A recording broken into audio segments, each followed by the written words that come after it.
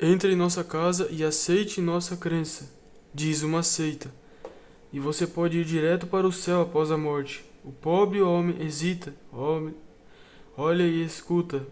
Então ouve o chamado de outra religião, cujo líder diz: fique fora do outro campo, ou você irá direto para o inferno.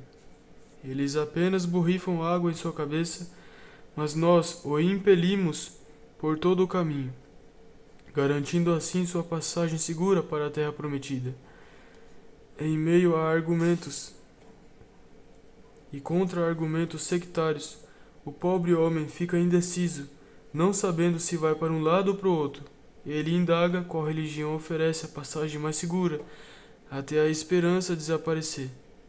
Eu mesmo, quando jovem, avidamente frequentei doutores e santos, e ouvi grandes argumentos sobre isso e aquilo, mas sempre saí pela mesma porta por onde entrei.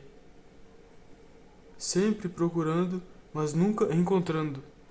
Assim pode ser descrito o afã do homem por felicidade e contentamento. Ele tenta uma religião depois da outra, entrando finalmente para a grande igreja, que o mundo denominou de os condenados. Sua mente torna-se um eterno ponto de interrogação, procurando aqui e ali uma resposta para as perguntas: de onde e para onde? A esperança mundana em que os homens assentam o coração vira cinzas, ou prospera e dentro, em pouco, como neve sobre a face poeirenta do deserto, brilhando uma horinha ou duas, desaparece. A vida é um eterno ponto de interrogação. Aquilo que mais queremos está sempre na distância embrionária do futuro. Nosso poder de adquirir está sempre uma década ou mais atrás de nosso poder de desejar. E se conseguimos o que queremos, não queremos mais. Feliz é a moça que aprende esta grande verdade e mantém seu amado sempre imaginando, sempre na defensiva para não perdê-lo. Nosso autor favorito é um herói e um gênio até o conhecermos pessoalmente e descobrirmos a triste verdade de que no fim das contas ele é apenas um homem. Quantas vezes devemos aprender essa lição? Os homens deixam de nos interessar quando descobrimos suas limitações. O único pecado é a limitação. Tão logo você depare com a limitação de um homem, ele está liquidado. Emerson. Como é linda a montanha à distância, mas no momento em que nos aproximamos, descobrimos que é somente um conjunto de rochas, terra e árvores. Dessa verdade surgiu o ditado: a familiaridade gera desprezo. Beleza, felicidade e contentamento são estados mentais. Jamais podem ser desfrutados, exceto pela visão à distância. A mais bela pintura de Rembrandt torna-se apenas um borrão de tinta, chegando perto demais. Destrua a esperança de sonhos inacabados do coração de um homem e ele está acabado. No momento em que um homem deixa de acalentar a visão de realizações futuras, ele está liquidado. A natureza fez o homem de tal maneira em que sua maior e única felicidade duradoura é aquela que sempre na busca de um objetivo ainda não alcançado.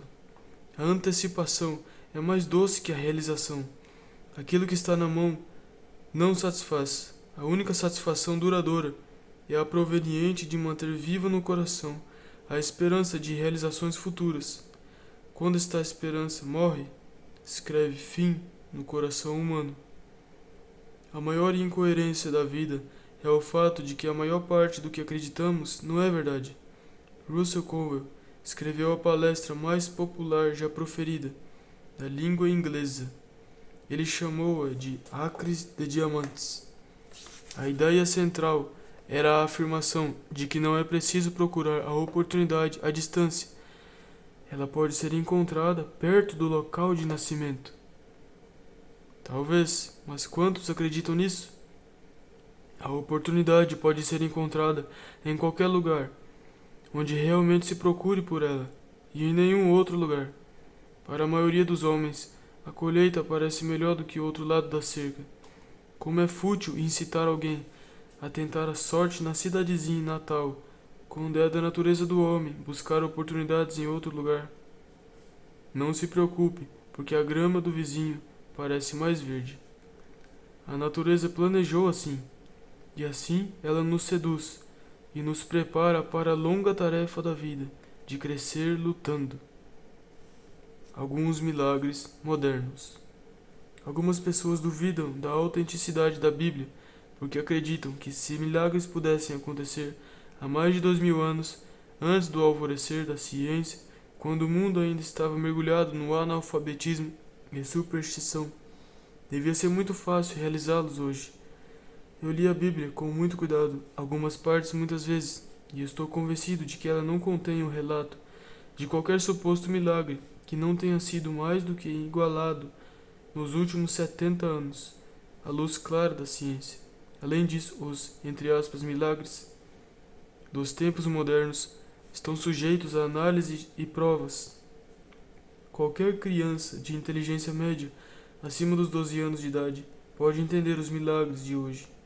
E por isso trato aqui dessas revelações modernas da fé. O maior de todos os milagres é a fé. Esta é uma era maravilhosa, é uma era de milagres comprovados. Eis os milagres modernos que mais me impressionam. O milagre de que Edison realizou quando, após milhares de fracassos temporários, sacou da natureza o segredo pelo qual o som da voz humana pode ser gravado em um disco de cera e reproduzido perfeitamente. Esse milagre foi operado pela fé de Edison. Ele não tinha nenhum precedente para guiá-lo. Nenhuma outra pessoa havia realizado tal milagre, ao que civilização saiba. Uma das coisas estranhas desse milagre é que Edison, já de início, começou a testar o princípio rudimentar e o aparato mecânico com o que o segredo da máquina falante foi revelado mais tarde.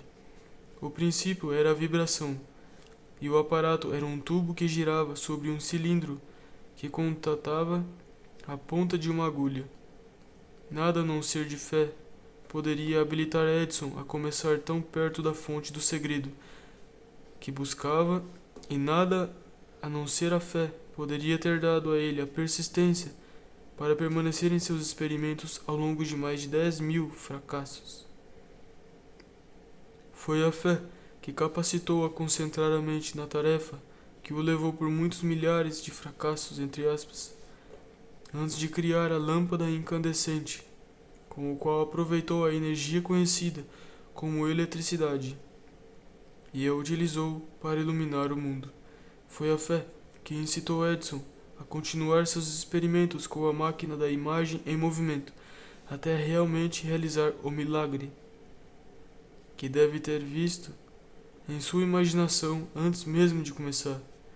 Foi a fé que sustentou os irmãos Wright ao longo de anos de experimentos perigosos antes de conquistarem o ar e criarem uma máquina que excede em velocidade e resistência as aves mais rápidas do ar.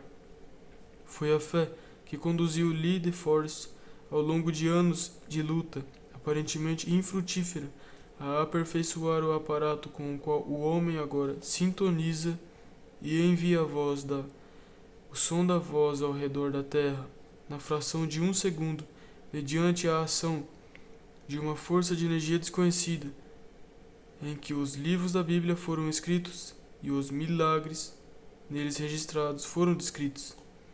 Foi a fé que incitou Cristóvão Colombo a navegar em um mar inexplorado à procura de uma terra que, no que lhe dizia respeito, não existia em nenhum lugar a não ser em sua imaginação. Considerando a fragilidade das pequenas caravelas em que ele embarcou naquela viagem importante, sua fé deve ter sido do tipo que torna o homem apto a ver o objetivo de seu trabalho já conquistado antes mesmo de começá-lo.